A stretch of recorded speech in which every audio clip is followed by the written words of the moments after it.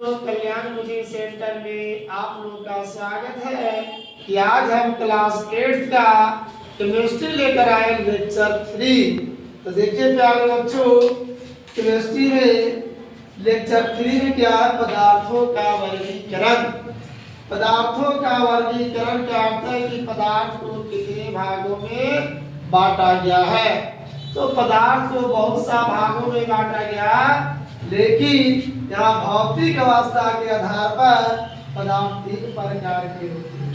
यानी 3 भागों में बांटा गया। किसके आधार पर? भौतिक अवस्था के आधार पर।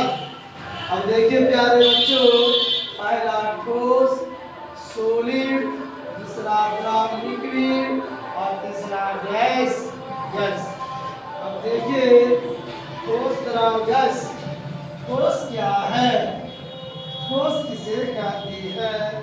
सॉलिड क्या है? तो देखिए पदार्थों की वह अवस्था जिसमें उसके आकार और आयतन दोनों निश्चित होते हैं उसे ठोस कहते हैं। कहने का जैसे आपका बेंच है, बेंच लोहा की बनी है, आपका पलाई है लकड़ी की बनी हुई है, ये आपका ठोस है। तो ठोस में इसका आयतन जो है पूरा और आकार जो है दोनों निश्चित है।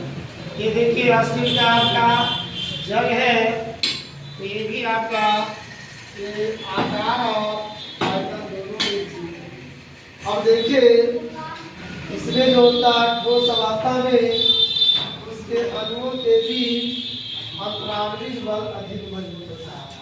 कहने का अर्थ है कि उसके अणुओं के बीच, ये दोनों के अणु के बीच जो है आकर्षण, अंतरांतरिक आकर्षण बल बहुत मजबूत होता है। जैसे ही पत्थर है वह छोटे छोटे कणों से अंदर क्या है, उसका अंतरांतरिक आकर्षण बल है जो मजबूती से जुड़ा हुआ है। जैसे लकड़ी है, इसके कण अंदर में मजबूती से जुड़ा हुआ है। तो यही देखिए अंतरांतरिक बल अधिक मजबूत होता है। जैसे लोहा, लकड़ी, ईंट, पत्थर इत्यादि। ये ठोस हो गया। पूछा जाए कि ठोस किसे कहते हैं? तो पदार्थ की वह अवस्था जिसमें उसके आयतन और आकार दोनों निश्चित हो उसे ठोस कहते हैं। जैसे लोहा, लकड़ी, पत्थर, ईंट इत्यादि। अब आइए प्यारे बच्चों, द्रव, लिक्विड। लिक्विड है। लिक्विड क्या है? पदार्थों की वह अवस्था जिसमें उसका आयतन निश्चित परंतु आकार निश्चित न हो, यानी आकार अनिश्चित हो, उसे द्रव कहते हैं। द्रव अवस्था में अणुओं के बीच का अंतरांतरिक आकर्षण बल होता कमजोर होता है। किसके अपेक्षा? ठोस की अपेक्षा। जैसे देखिए इसमें लिक्विड है, तो देखिए डोल रहा है, इधर से उधर हो रहा, इसका आयतन तो इतना नहीं रहेगा, लेकिन इसका आकार अलग अलग है। यह लिक्विड है, इसी हम जग में रखेंगे तो जग के आकार की जैसा हो जाएगा। इसको कटोरा में रखेंगे, कटोरा का आकार बना लेगा। लेकिन तो आकार तो निश्चित का हुआ, अनिश्चित हुआ। आकार बदलते रहता है लिक्विड में, लेकिन आयतन जो है 100 ग्राम है तो 100 ग्राम रहेगा। 1 केजी है तो 1 ही केजी रहेगा। 1 लीटर है तो 1 ही लीटर रहेगा। चाहे 1 लीटर के जग में रखो, कटोरा में रखो, लोटा में रखो, वही रहेगा। लेकिन आकार बर्तन की अनुसार वह उसके अनुसार ही होगा। अब देखिए प्यारे बच्चों,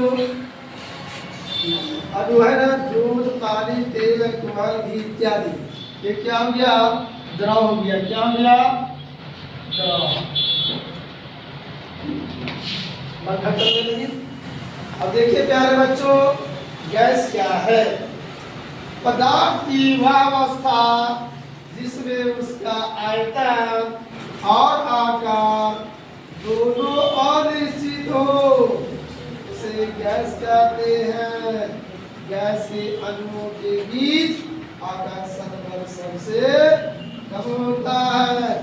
जैसे carbon dioxide, oxygen oxygen, nitrogen, hydrogen इत्यादि। ये सब गैस जो है अंतरांगीय का बहुत कमजोर है। हवा में हाथ के किधर से कनेक्ट कर रही है यार, जो है तो नहीं। और देखिए प्यारे बच्चों, और एक ठोस, द्रव, गैस। अब एक ठोस में आयतन और आकार दोनों निश्चित हुआ, और इसमें से आयतन ही निश्चित हुआ और आकार अनिश्चित हुआ। और गैस में आयतन और आकार दोनों अनिश्चित हुआ।